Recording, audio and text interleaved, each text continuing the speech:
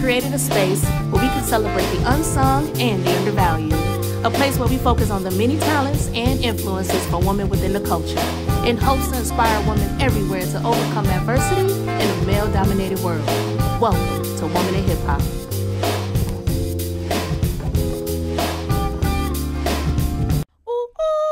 What's up, everybody? Welcome to Women in Hip Hop Podcast. I'm your host, Jazzie Belle, and on this show, we focus on the many talents and influences from women within the culture. Today is going to be an amazing show because we have an amazing guest. I am here with MTV News correspondent and host of MTV's True Life Crimes. He's one of my favorite journalists. Y'all seen him on the red carpet asking the amazing questions, and I'm so excited to be sitting next to him today. Dometi Pongo. There we go. Dometi Pongo is in the building, y'all. Yes, Off ma'am. record, it was like 5 to 10 tries of me trying to say this name, but I said it right. You got it. Stumbled a little bit, but yeah, I'm here. Dometi, how are you? I'm feeling well, feeling better. You got me drunk already. That's probably why I stuttered your name. That's it, right. We're going to blame it on liquor.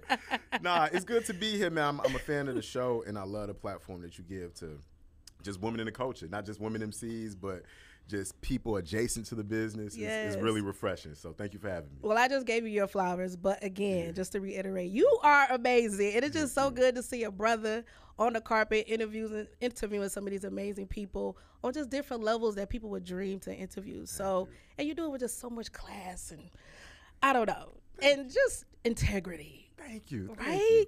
Those are the things you want folks to say about your work. I appreciate Especially in the world of journalism, because don't you feel like the level of integrity is kind of gone with this field because a lot of things are so like clickbait-ish?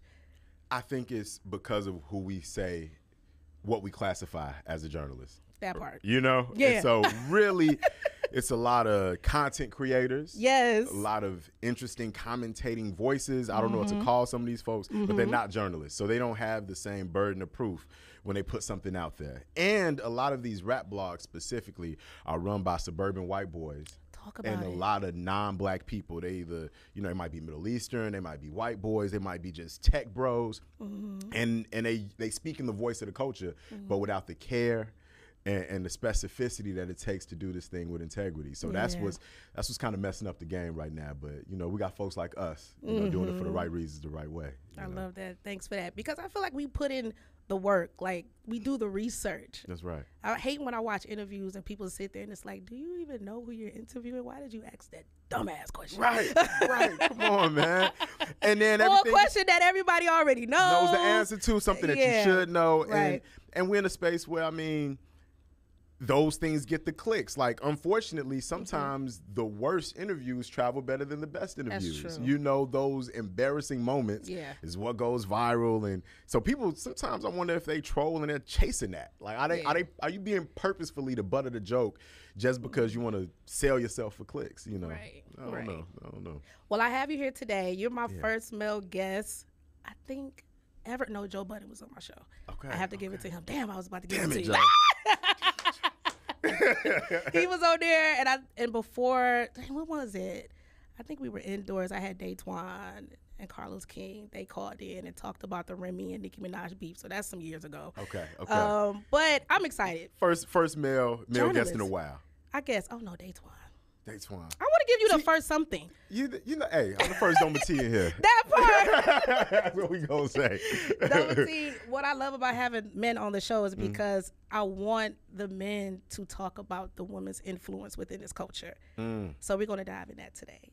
Oh, well, it starts from how I got introduced to hip hop. So I got two big sisters, and my big sisters were like my second moms. And my older sister, Nunya, is 10 years older than me, and she was an MC. She was 16 when I was 6. I wrote my first verse with her help when I was 6 years old. Oh, so you was a rapper. I was a rapper. That was what I thought I would be doing, you know, when I was a shorty all the way through high school and stuff. That's what gave me the confidence to get on microphones and to spit. It taught me how to enunciate. It taught me how to have confidence, how to speak with braggadociousness. People didn't even start pronouncing my name right until I said it in verses. That's how you get them to do it. Exactly. I should have heard the song before I interviewed you. You don't want to hear them songs from way back. You don't Really? nah, I you bet don't they're hear them. fire. Nah. Well, yeah, for the time they I were. was nice. For I the was time nice. they were. You know, I was all right. But my big sister, she would take me to every open mic she was performing at. So my entry point to hip hop was this 90s, you know, conscious sister, dark skin like me, big afro in a rap group called Freaks in Nature with 2 of her friends.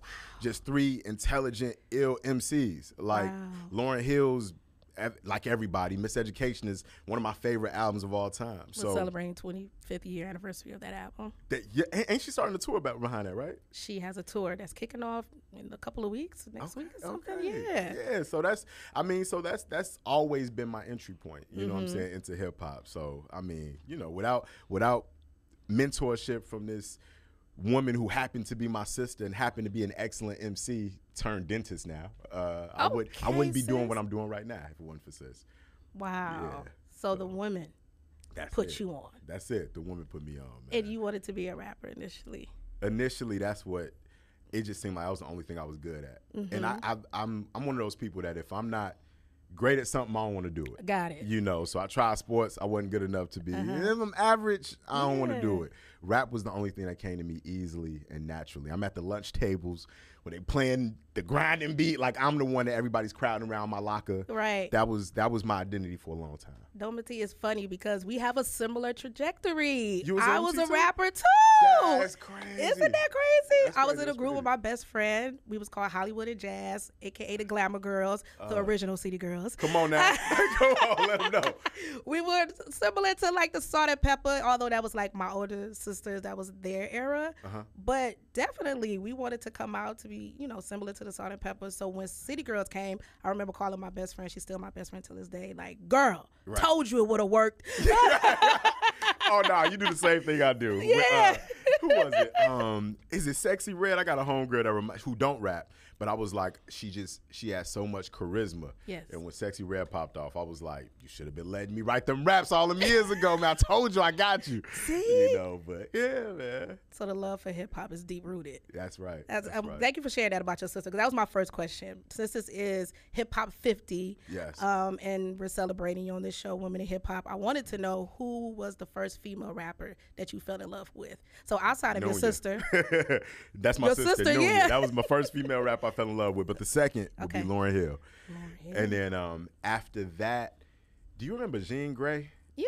Yes, Jean Grey. And then, but how I found out about like Jean Grey and Rhapsody, this was back when they were eating the Talib Kweli's up on the same record. Like I don't know if any rapper, male or female, has as many features with elite MCs as Rhapsody. Rhapsody? Just think about it. She got records with, she has songs with almost everybody. Like if you really, Kendrick Lamar. Yes. She got a record with Cole, I believe, on that Ninth Wonder project. Yep. She's got, I don't want to just start naming because if, you know me, I'm going to fact check myself in real time. She got stuff with Talib. She got, and holds her own on every single joint. So that was my entry point to a lot of women MCs back in that 90s era, just hearing, wait, who is this featured on this record? Who is this? And then going and doing the research. Like, and Jean Grey, like, I can name you mad records. I can hear her voice. I don't even, if she walked in the room, I wouldn't even know what she looked like. Really? But that was one of my earliest, you know, entry points until I started finding my taste and listening to mad different, you know, types of music and all that. I love Rhapsody. She's been on this show before. I believe Layla's Wisdom, that's the name of the album. Yep. One of my favorites.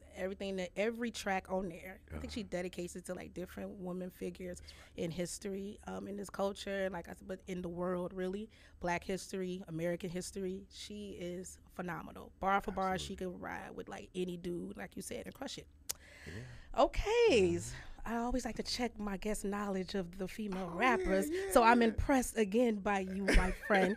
All right. Thank you, So today, I do want to talk about some of the things that's going on within the culture, some of the things that's going on within entertainment news.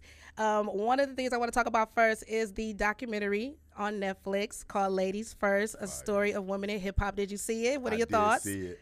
First thing I'm thinking, first I was hating because I was hating too. Right. We did. I did a docu-series for Smithsonian Channel. MTV and Smithsonian Channel partnered, did docu-series, but we just dropped it on YouTube. Okay. But our episode was a 5-parter, and our episode about women in rap was called Ladies First. But it made sense. I mean, it's the, you know, ladies first. I mean, it's kind of regurgitated a lot. Yes, but yeah. You know, but it was such a perfect title. But then I'm like, I segment that episode was called Lady First, and then I saw it, and I was like, And then I watched it and was like, he got the nerve to be excellent. He got the nerve to be killing it. The nerve to be killing it. I loved it. Well, I was hating for obvious reasons. Right. No, but I wouldn't say I was hating, but I felt the way I was in my feelings. Again, for obvious reasons. Because I've created this platform like 6-7 years ago. And I've done panels and TV appearances. I believe, shout out to E! News, E! True Hollywood Story. They did a show on the evolution of women in hip hop. And I remember asking the producers, I was like, why did y'all reach out to me? They was like, well, as soon as we Google women in hip hop, your podcast comes up. And I'm like, yeah, that makes fucking sense. Right. And the website, I be like, yeah, you should see me. So when I saw this, I was like, so nobody thought to call your girl? Right. Like, don't you hate when that happens, though? That happens to me a lot, though. I watch a documentary, but we end up forgetting all of the documentaries that we are in that do, Yeah, you have to just... You can't get all the money, Jazzie. You can't get everything. Right. I mean, I don't want all of it, but I thought something that's dedicated to this in particular, I just thought I would be perfect for it. And hey, next time. But with that being said, like you said, it had the nerve to be good. It was great. Excellent. I loved how they highlighted certain women on there that rarely get the chance to speak their piece. Specifically, Sha Rock. Talk about it. Sha Rock, the first woman MC to spit, right? Like, I mean, the first one that we have documented on camera, like, even the folklore around the origin of hip hop. I read a really good article recently. I'm gonna tweet it out. Okay. Really good article about the mythology around the actual date of hip hop being born, right?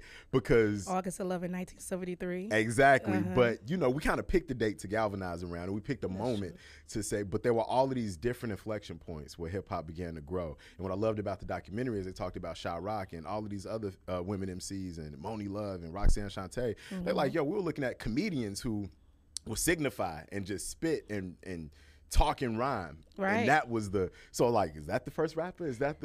So all that to say, Sha Rock was the first female rapper documented in a way that you could really say, nah, that's the one. Maybe somebody else on their block was spitting, but Sha Rock was that one. And I love that she got her flowers in this piece because she's kind of like a footnote in hip hop history and shouldn't be.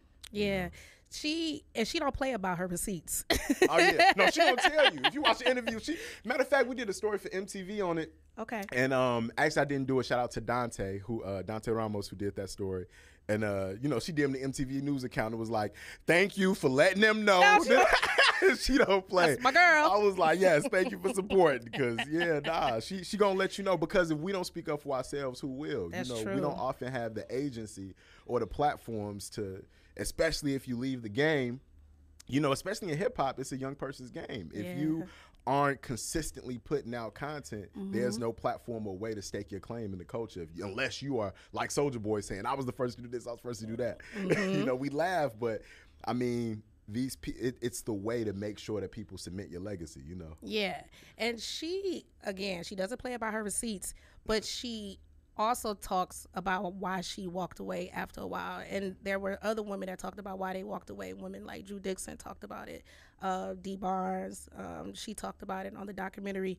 And you're familiar with these women, yes? Or were you familiar with them prior to? I was familiar with almost all of them. Okay. A couple, but they put me on a couple others, like behind the scenes people. I didn't know that the Sugar Hill Gang was put together by a woman, the whole group. Sylvia Robinson? I didn't know, Robinson, I'm sorry. Yep, I didn't know. All of these different folks. But then, you hear about the other executives that shaped hip-hop culture that I already knew about, Sylvia Rohn and all these different executives. But it was I learned a little more about, all of the people that helped shape this culture. So I do want to highlight some of the women that I talked about because, like you said, oftentimes they like to erase history. And, they do it with the men as well, but particularly the women, because when we do speak up, they like to put a muzzle on us. Like, girl, calm down, chill out. It's a male-dominated field, as we all know. Yeah. So as a man, speaking with me today, I do want to talk about what can we do as a culture, and especially men within this culture, to kind of help protect women from dealing with misogyny and sexism. I mean, that's a big question. It's kind of loaded. It's loaded. It's you loaded. You can take a sip. It was too much. Yeah, you know what? We're going to take a sip because we got to unpack that for several minutes. Yes, I really do want to, because I'm constantly talking about topics like this with other women. And, of course, we share a commonality when it comes to, like, dealing with sexism and misogyny. But to speak with the men, I feel like the men witness it. I've been treated foully in rooms where other men are there. And then when the person is no longer in the room anymore, they're treating me that way, then the guy will be like, yo, that's fucked up.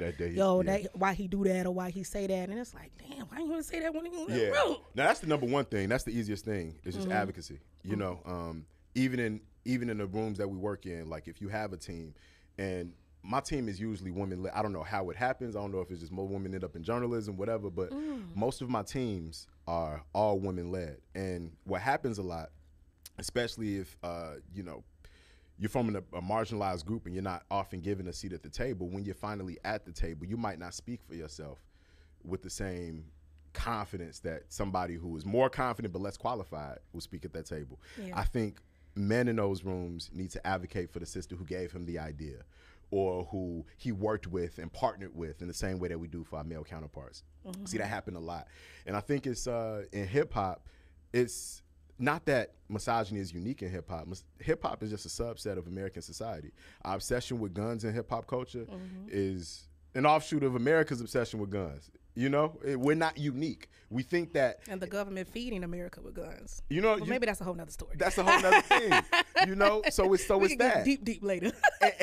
and I think with women in hip-hop, a lot of it came from, since it was so male-dominated and there was a certain aesthetic that you saw with music videos, women were thought to be seen but not heard, and you were an accessory to the vibes. So now you give somebody who's supposed to be, you know, aesthetic, a part of the aesthetic, a microphone, that's going to be jarring, that's disruptive, that's paradigm shifting. And there's going to be a tussle every time you shift a paradigm. So I think that's why all of those barriers that get talked about in the documentary, that's why they had to get broken to get to the moment that we had now. Yeah, and I'm glad they really touched on it. Now, with Dee Barnes' situation, we all are aware with her being, they'd say, the first female hip-hop host for a hip-hop show. So I guess the first female journalist on a hip-hop show for Pump It Up, and it was on Fox. It's well documented what happened with Dr. Dre assaulting her. He also apologized about it publicly. It was on the HBO documentary. You remember that? Yep. And he also said, you know, it's like a dark cloud that hangs over his head all the time, and he wished that it would just go away. He apologized for it. He said he paid for it. He doesn't know what else to do. In your opinion, with that being said, because after watching the documentary, I can see that Dee Barnes is still affected by this.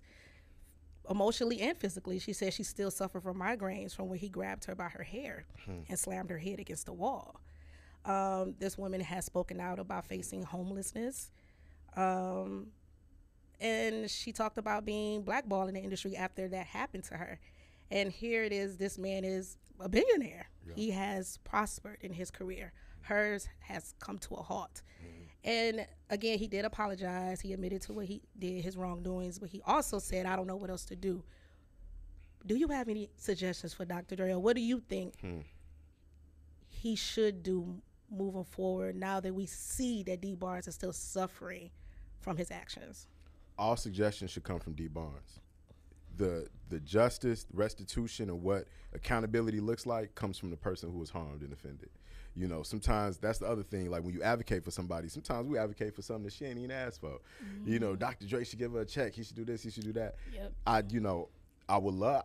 Of course, I think money will solve, but money ain't gonna stop the migraines. It's not gonna stop the trauma, and it's not gonna, you know, repair the deep despair of having you be this host and having your career ripped away from you because of something that happened to you, and then being humiliated by NWA when they asked about it, and dude said, you know, was it MC Ren was like, yo, it should have happened again, you know, and I cringe. Every time I see that clip of MC Ren saying it's hurtful seeing that. I was like, ooh.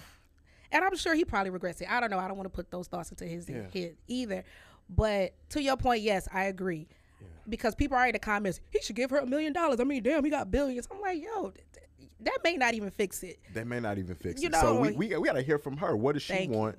What is she? And if he's real about it, he should be down to do whatever it is that she wants to reconcile that. But I know what we as the public should do. We haven't learned much from that if we're trying to tear down Megan because of what happened with her and Tory, right? It's the same energy. Talk about it. It's the exact same energy. And so, I mean, I don't know. I think it comes from male advocates standing up for folks. But we're in this space of misinformation where, you know, people, the lie, they say the lie is more interesting than the truth. They say that. In this case, the lie is more elaborate than the truth. Elaborate. The fact that you think elaborate. We don't know what exactly happened in that car with Meg and Tory and all of that stuff. I do know she hopped out limping. And I do know she told the police she stepped on glass because she didn't want them to be aggressive with this brother. Right. And what he did in turn is ridicule and mock her throughout the trial. He didn't take it seriously. He didn't handle it like he thought that he might actually get incarcerated for this. And I've never seen a male rapper get shot and we say 50 Cent ain't really get hit 9 times. Yo, great analogy. Great fucking analogy. That ain't happened. Right. So I just don't know what I don't know what we can do to change that aside from people advocating and just listening. Or if, and here's the other thing that makes it difficult. When you holding somebody accountable in their multiple relationships that you have, right? Some people have worked with Tory for years. Some are willing to cut that relationship off, even if they don't have one with Meg, because they just don't respect what he allegedly did. Well, he's convicted. What he did. Exactly. I'm one of those people that wouldn't have trouble cutting people off. But if this is my man and he did something that's disgraceful, the least that I could do is shut the fuck up. Shut the fuck up. Goes a long way, by the way. Goes a long way. At least I can do, but what I won't do is pile on and tear somebody down. And it was disheartening to see a lot of folks like, you know, tear that sister down while she was going through that. Why after her mom passed. It's a lot going. That's why. But the difference. Why I bring that up is it shows how much agency women have now, because even though Meg is up against all of this turmoil and vitriol online, she flourishing. Yes. She dropping music, magazine weight. covers, dropping weight, finding them out. Look great, I'm just saying. She looked great at any weight. Can we take a sip to Meg? Can we? And that Burberry fit she had on the other day. You like that, huh? Oh man, did I? She has been living, and I can't even say her best life, because she did say she hasn't had a day's peace or something like that since it happened. So I do feel like, healing is a journey that only we can say, like, it has a time on. Like, you can't say, oh, it happened a couple of years ago, get over it. Yeah. And that's why I'm glad that you brought up Megan as an analogy, and the same with Dee. And I agree with you wholeheartedly. I believe that if you do, Dre, have the question where you want to know what can you do to make things better, I think you should go to the person you harmed. I don't think we have the answers for you. I don't have the answer. You don't have the answer. I believe Dee Barnes has that answer. And who knows, it may be a simple I'm sorry to her face, a hug. Oh, it could be $1 million. I don't know. But again, you got to talk to Dee Barnes. But I'm happy that Dream Hampton and the people that did the documentary on Netflix shine a beautiful light on her and her story. And I know it's very re-traumatizing because she didn't go deep into exactly what happened. And that said a lot to me. That said a lot because I'm like, oh, she doesn't want to keep. That's what I thought. Then a part of me was thinking, I was like, what? Did they settle? Because I should have researched it before I came, but I was like, did they settle or something? They did. And there's a gag order or something. Maybe she isn't supposed to talk about it in a certain way. Maybe. That was on my mind too. But by the same token, right, accountability several years later is tricky with certain offenses. With that one, it was so like egregious and widely reported and brutal that it's easy to be like, yo, F him forever for a lot of people. Yeah. But on the other hand, playing angel's advocate, because my friend used to say the devil don't need advocate, But, and it don't. No, let's stop. Right, and it don't. Let's do it. No, let's do it. But no, just to round it out though too, if each of us thinks about our worst decision in our lives, and we feel like I don't know if he's really grown past it to the level that we said, but let's say he did. When are you able to outgrow that past mistake, past wrong? I believe there's room for redemption. Like people, this whole cancel culture, I don't subscribe to that necessarily. I'm more like spank your ass culture. Right. Like, I give it to spank that ass. Yeah. I just feel because we blessed the We bottle. We blessed the bottle earlier. But I feel like when someone gets out of pocket about anything, they say something like you said or do something that's harmful to others, they need to be chin checked. Yep. And it's not about physically harming anybody, but like the world, the majority of America needs to say, no, that's wrong, that's homophobic, or that's misogynistic, or that's sexist, you know. And you got to eat that for a minute. You got to feel it for a minute. Educate yourself. Learn about your wrongdoings and say, okay, I understand. I'm on this process of doing better. Can I get out of this dark cloud that he speak of? If you did the work and you're showing that you did the work and you're really apologetic about your wrongdoings, then yes, I think there's room for redemption. That's why I don't like cancel culture, because when you cancel something, it's indefinitely. And I don't think that's fair. Yeah, you're right. What you describing is counsel culture instead of cancel culture. Counsel? Yeah, that's okay. Counsel culture. I didn't make it up, but it sounds wavy. But counsel culture. A little more cleaner than spank your ass culture. You're right. You just get a whooping. That's a little whooping. You know, but counsel. Counsel. We're going like to counsel that. you, and that counseling may include a whooping. It may include you losing some checks for a little while. It may include some discomfort for a little while. But you're going to have to learn something, recenter yourself, and come back when you can do better, you know? So I totally agree with what you're saying. Counsel culture. Y'all heard it here first. I love that. Next up, let's get into some more hot topics that's happening in the world and in the culture today. Love and Hip Hop. Do you watch the show? Now and again. Now and again? I should. Now and again. So when I was doing True Life Crime, it was such a serious show that I needed like just TV that I didn't have to think about. Love and Hip Hop was my joint for a little while, but I fell off. Like I a only saw like a guilty pleasure? like a guilty pleasure, just something in the background, just making some noise. Yeah. And then every now and again when you cook it or washing dishes, you're like, what the hell they say? Exactly. And like I said, What Jocelyn do? Stevie J. Did you see what Erica did? Yeah. What she said to Spice? And like my sisters, and again, you know, I grew up in a house full of women, so like I was watching Sex in the City, Love and Hip Hop, Real Housewives. So I picked up a little bit of all that. Yes. You know? Yeah. So one topic in particular with Love and Hip Hop is Erica Mena versus Spice. Spice, I guess they say she threw the first jab. They were in an argument, and matter of fact, can we play it? I want to see if I can play it. Oh yeah, go for it. Let's try to play it. Problem is, Erica, you feel like you're the first woman to be divorced. That's the problem. Really? I feel like you're acting like you're the first woman to be divorced, and you're the first woman that's left with 2 children to fend for. I've been doing it for 14 years. Welcome to the club. Girl, I've been doing it for nowhere. 16. Okay? 16. Okay, with 16 your son that don't like you. Bitch should have died. You want to mention my kid? You should have died, bitch. You monkey. You blue monkey. Here's the thing I have a problem with, right? People are defending Erica Mena. They saying like Spice hit first because she went below the belt talking about her son and her family.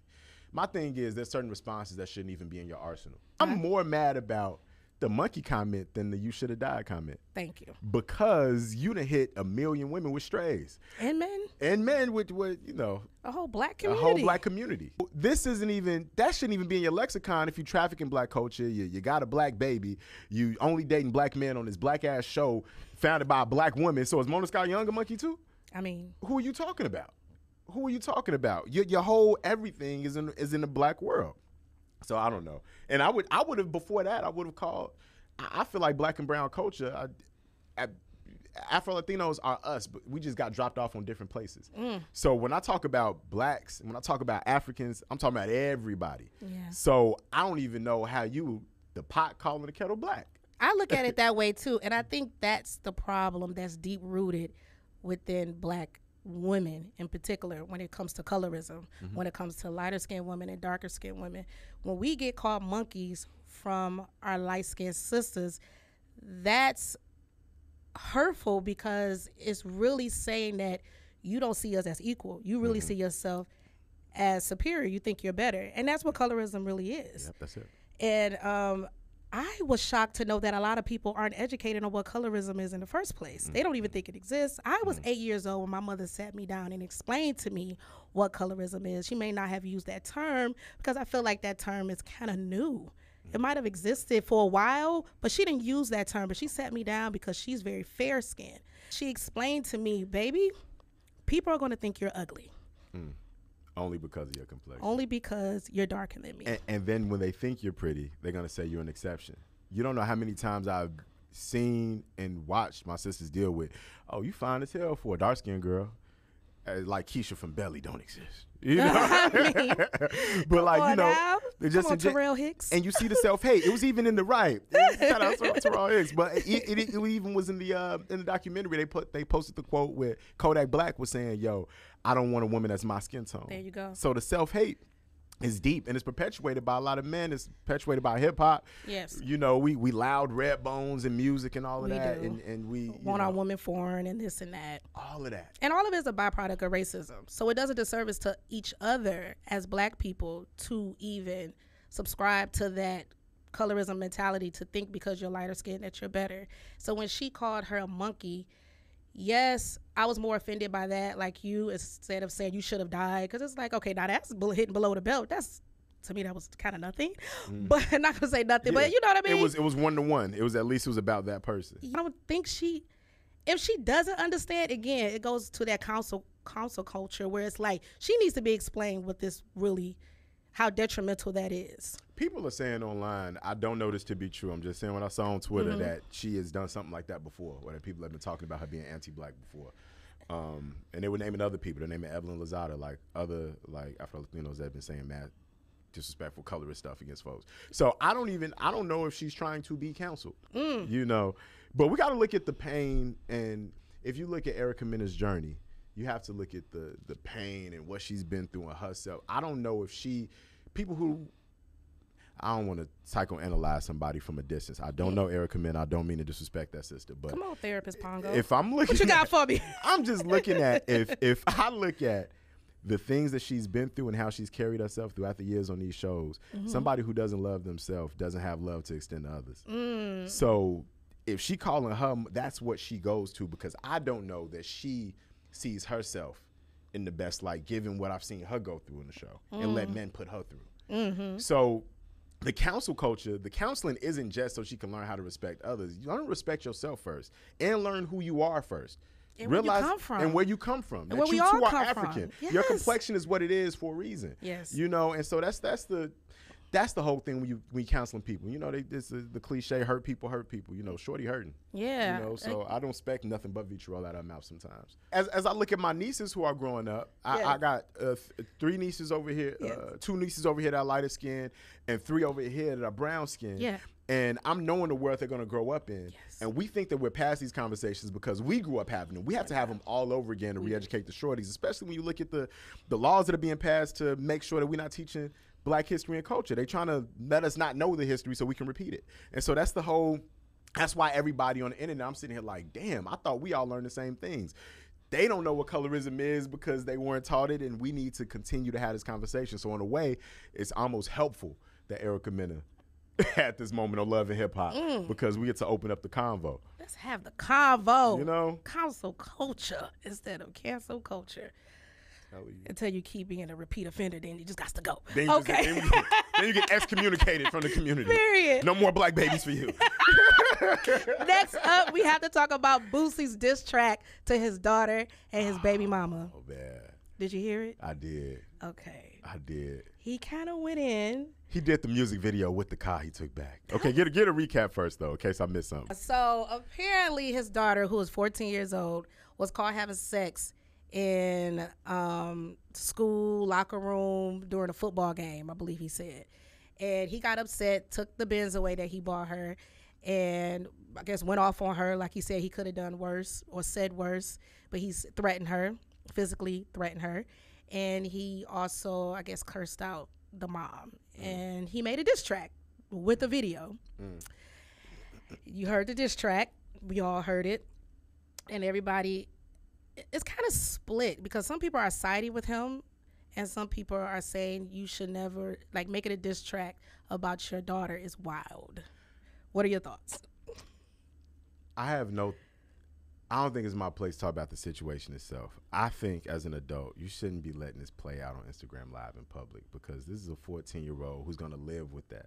And we talk often about, like, I don't know, it's just emotional. and it hurt my heart seeing her talk. She looked like one of my nieces, man. Like it's just, I don't really want to comment on it. That's family business. I don't think that should be out there. Even though he put it in the public so we can comment on it, I don't want to talk about that. But the song, the only reason I didn't have a problem with the song per se is because art is expression. And if you are hurt by something that your child's mother and your daughter is doing, I think you should have the right to express it musically if you're an artist. Interesting. Now, the conversations that you have before and after you express that through the music, we shouldn't know anything about that. We shouldn't be able to go to the shade room and swipe through. And it's sad when I see it happen because you got to look at what type of parent he's been. He went to jail for a long time. Okay. He was engrossed in rap culture. He had several kids very young. Okay. The mother, as she's co-signing her daughter on live, the language that the mother is using, I'm not armchair directing nobody's parenting. Right. But I just know good and hell well if I heard my sister, if my niece went online and my sister was on live with her. Cheerleading and talking crazy. I'm calling somebody's phone like, hey, both of y'all get off the internet. What is y'all doing? I'm calling Boosie. You too rich. Stop it. You know what I mean? Now, the record, if we didn't have all of this backstory, we would only be talking about what he told us in the music. He told us he took the car back. He talked about the brother who passed. We didn't really know what that was about. Right. Then he said something else that I didn't really get. It was a couple of lines I was trying to figure out. We can go back through it and figure that out. Okay. But I feel like if you take an artist's ability to talk about their experiences away from them, then that's cutting somebody off at the knees. That's the worst thing that you could do. So we can't get so caught up in social media fodder that an artist can express themselves. So I want people to be able to express themselves. Totally disagree. I know you do. I know you do. Totally disagree. Go ahead, break me down. Give me together. Counsel me. I cannot co-sign this man making a diss track about his 14 minor-having-year-old daughter, a little girl. Okay. Now, I'm not going to excuse her behavior and anything like that and his reasoning for doing it. I understand why he's upset. I understand why he even threatened her, although we don't, promote violence here. No, he said he should have hit her, and he was like, he said that in the record. He said it in the clip, live, okay, in his car, on the live, exactly. Because if I would have been caught doing something like that, my daddy would have definitely put hands on me. Right. And I'm in agreement with parents disciplining their children in that way. And I know the world is very touchy about stuff like that. But I'm glad my father led the house with an iron fist because it got me together. And it got all my 9 siblings together. Okay. So him saying that, I felt like I understood what he was actually saying because I had a father like that would give us whoopings and stuff like that to get us in check. However, again, a diss track towards a little girl that's hurting, a little girl that's lost, a little girl that needs her father desperately. She's crying out for help. The bigger question is, why is she doing that at 14 years old? I'm not blaming you or the mother for that, but at the end of the day, you guys are the parents. So y'all need to sit and come together and saying, why the fuck is my 14-year-old daughter fucking with a 19-year-old? Yeah. Allegedly. That's what he said. Why is she getting fucked in the locker room at a football game? Instead of y'all coming together and doing that, you think it's okay to go to live and talk about it? You think it's okay to make a diss track and talk about it?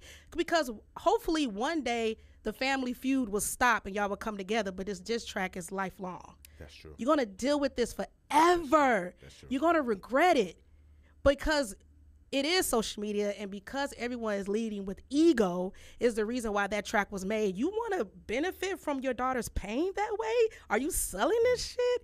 Are you making coins off this record? It's not just your daughter's pain, but it's your pain as a father, because I know this shit is hurting you. But what we can't do, or what I can't co-sign through the lens of artistry and artistic expression, is say, I understand that you wanted to make a song just to let your feelings out because it is a 14-year-old girl, and even worse, it's a 14-year-old girl that's your daughter. That's what I have a problem with. I absolutely can't disagree with you. Okay. everything you said. You know, I be trying to win people over on this show. Yeah, no, it's so it's so true.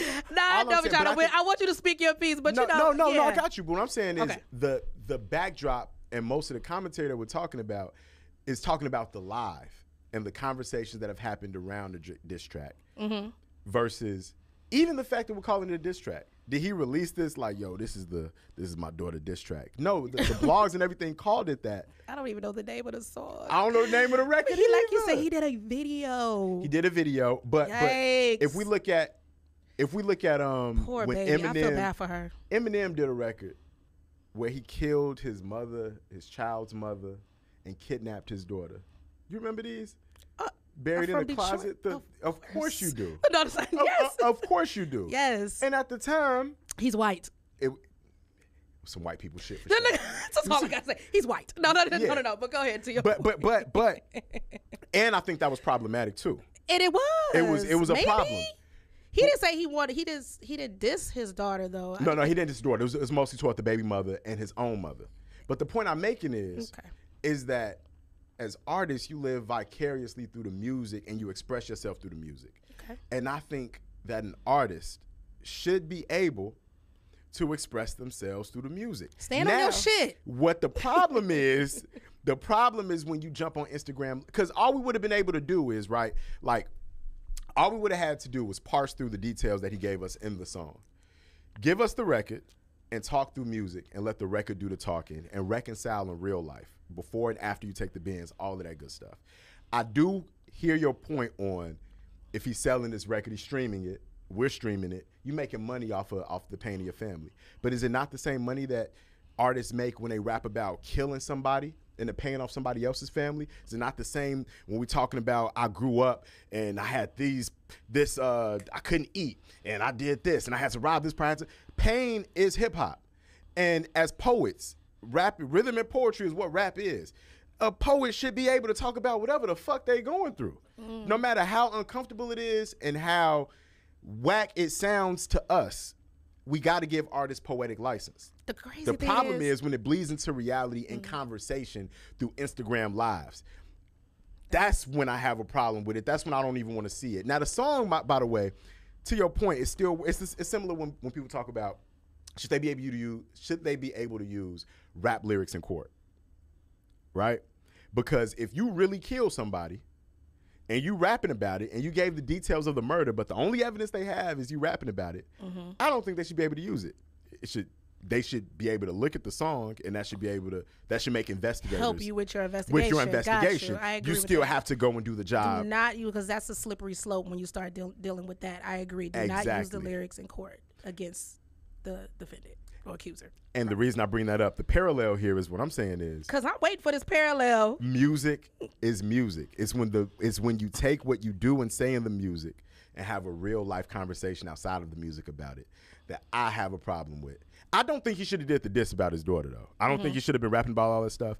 But if we say he can't rap about it, then we're saying that nobody can rap about things that make us uncomfortable that they're going through in their lives. And that's a bad precedent to set for this art form where people should be able to express themselves. Yeah, I'm still standing on mine. Okay, stand on your shit. And you gonna stand on yours. We're gonna agree to disagree. We could. I don't disagree. I don't really think I don't really disagree though. Well, maybe we are disagreeing that I am. You think the song shouldn't have been released or recorded? Absolutely not. Especially because it's geared towards his daughter, and she's only 14 years old. And she's got to go to high school and have a song playing. She has to live her life. You're right. Fuck high school. She has to live her life. This is something that's going to be here forever. Yeah. And has, I feel, the worst effect that any parent and any child will want to have in the long haul when it comes to family. Because y'all dealing with this today. Who's to say 5 years from now you guys won't reconcile? It may not be a point where you're going to reconcile because of this track. Yeah. I like to tell people, I remember I was out on a date. And I was telling this guy, he was arguing with me about something. And you know, we're journalists, so we're all about a cute little healthy debate. But it wasn't cute. And it didn't feel healthy. Oh, he was heated. It didn't feel healthy. Like, you know how we're talking, we're disagreeing, but it's healthy. Yeah. And I said, what is your end game here? He's like, what do you mean? I said, do you want to fight? Like, because I don't want to fight. No, I'm just saying. Like, what? Do you like me? Yeah, I like. Okay. Take it down. Do you want some? Like, Right. Because this can't be your end game. We can't be having sex after this. We can't. All the way dry, bro. All the way dry, bro. Because you're heartbeat and beating this dead horse about something because you want me to see things your way, and it's okay that I don't. And vice versa. Yeah. So, point made with this song is, Boosie, what was your end game? That's true. What is your end game? What do you want? Because I hear you crying for help. You're pissed. I would be pissed. Again, why aren't you calling the authorities if a 19-year-old is fucking your 14-year-old daughter? That's the problem. That's the problem. I'm not blaming social media, but I'm blaming the way people treat social media. Why do y'all run to social media with your problems first? Yeah. Boosie got that bad. And we know this. We know Boosie got that bad. And because of that, I can't agree with that track, because this can't be your end game for you to have a diss track that's going to last forever in a day about your daughter that was 14 at the time, and when she's 24, you guys probably can't look each other in the eye because of what was done. You done put it on wax and cemented it, and it's on the internet forever. You're right. I just want to say this because I know they're going to eat me up in the comments. No, they're not. They're going to kill me. They're going to be like, they might. No, they might. Right. I don't think you said it. I think you gave a point of view and to the viewers, and that's what this is about. We don't always, it's about having a healthy conversation to understand. It's just like if a person didn't know, again, when we talked about colorism, and when you educate them, it's like, oh, that's what that is? If the person didn't know, who's to say, who can tell them that they're wrong? How do they know that they're wrong? Not saying that you're wrong, but like just all about just having some dialogue. I'm all for dialogue. But I can be wrong, right? Yes, you know what I'm saying? I can be wrong. My thing is, and the reason I say I'm like, my only thing is I'm looking at the song in a vacuum. And with somebody who, like Boosie, who is on his 3rd or 4th or 5th Instagram Live, who has a history of doing things that black women find problematic, that people find problematic, saying homophobic things. I mean, we talking getting your son's dick sucked by a girl at 12 years old. You see what I'm saying? That's very problematic too, my friend. So it's a problem when an adult male is having sex with your daughter, 14-year-old which is illegal. You allowing an adult woman to have sex with your minor son. It's giving double standard. Absolutely. So I want to say I am not commenting on Boosie as a figure, as a person, as a whole. My only thing is I think we can't put kid gloves on rappers when they're going through something, because we got to be able to go to the booth and say whatever it is we feel like saying.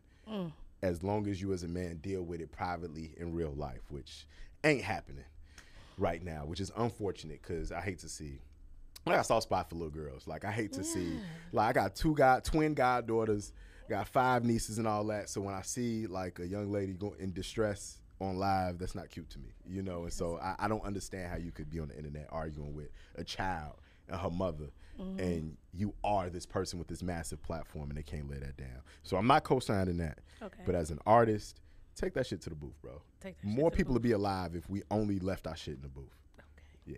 I love that. Yeah, that's it. That's it. Fucks with you. Okay. Now in this hour, this is my confessional hour. And this is where it's like a rapid fire round where I ask like 5 questions. It usually warrants 1-word answers. Okay. But I feel like I was giving you a space to elaborate. So yours might not be 1 word. I'm gonna keep it brief, and then you let me know if I'm sipping too. Hold on, let's take another shot. Oh God. Okay. That's why my producer is over there off camera laughing, because she's like, you're usually the one getting people fucked up. I actually don't like this laugh. She's got an evil smile on. She's like, Lord, it's good up in here, huh? Isn't he? He's great. He's amazing. Oh, thank you. We got an eye to eye. That's good luck. Yeah. What we toasting to?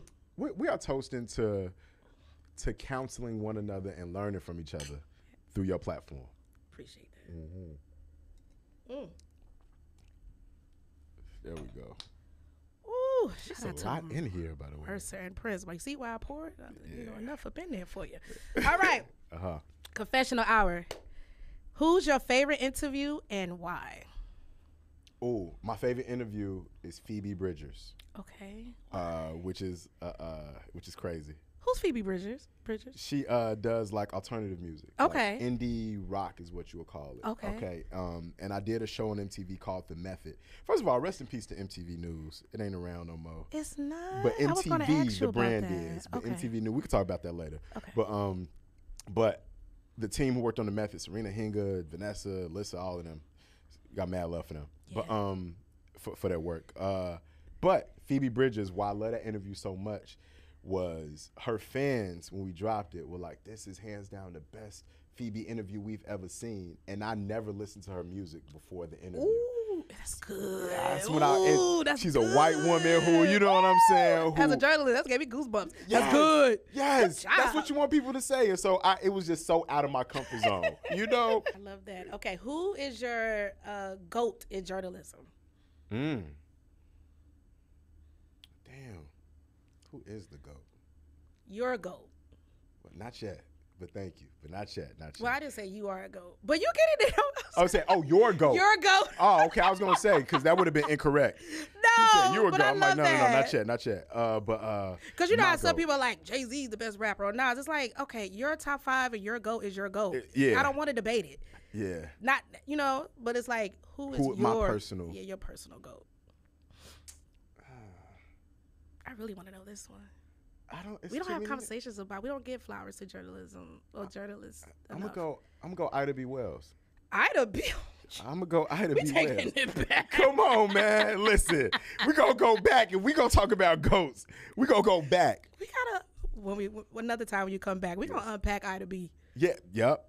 Can I give a brief 20-second version? Absolutely. The first investigative journalist in history. Nobody was documenting who was getting lynched, what their names were, what their stories were, who they were. Mm-hmm. She was the first to find out who these people were. We were nameless for a long time, for centuries. We didn't even know what our true last names were. We still don't know what our names are. So when Ida B put name and humanity to lynching, it helped to end the practice. And she put her life on the line to do it. She did.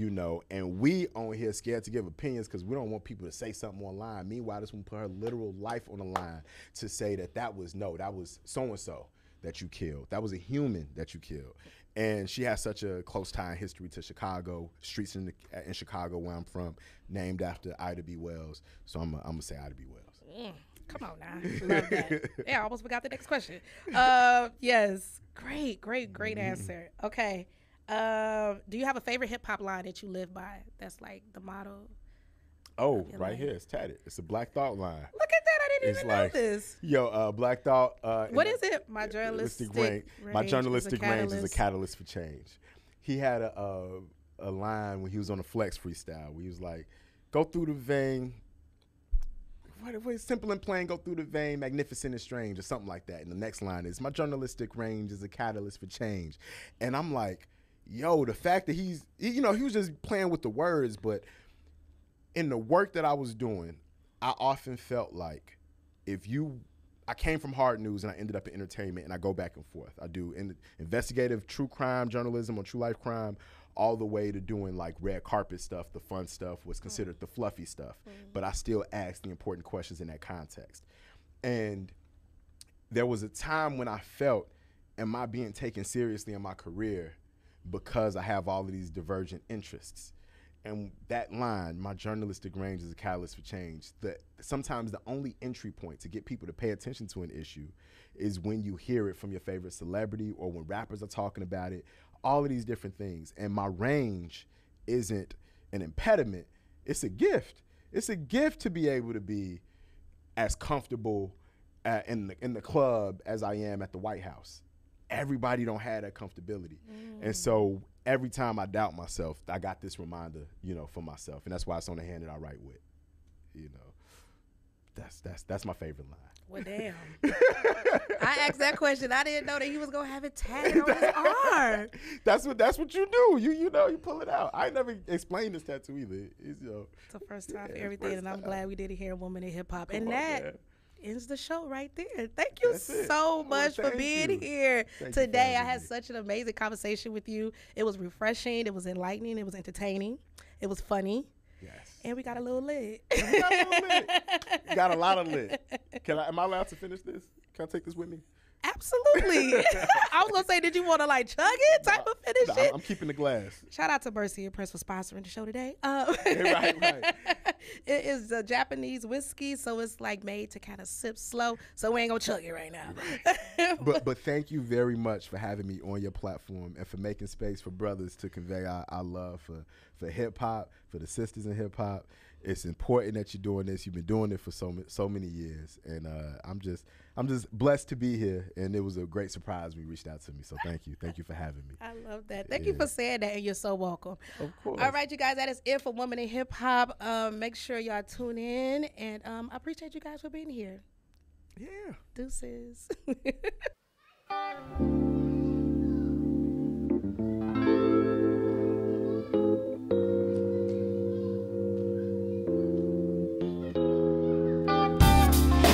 I created a space where we can celebrate the unsung and the undervalued. A place where we focus on the many talents and influences for women within the culture, in hopes to inspire women everywhere to overcome adversity in a male-dominated world. Welcome to Women in Hip Hop.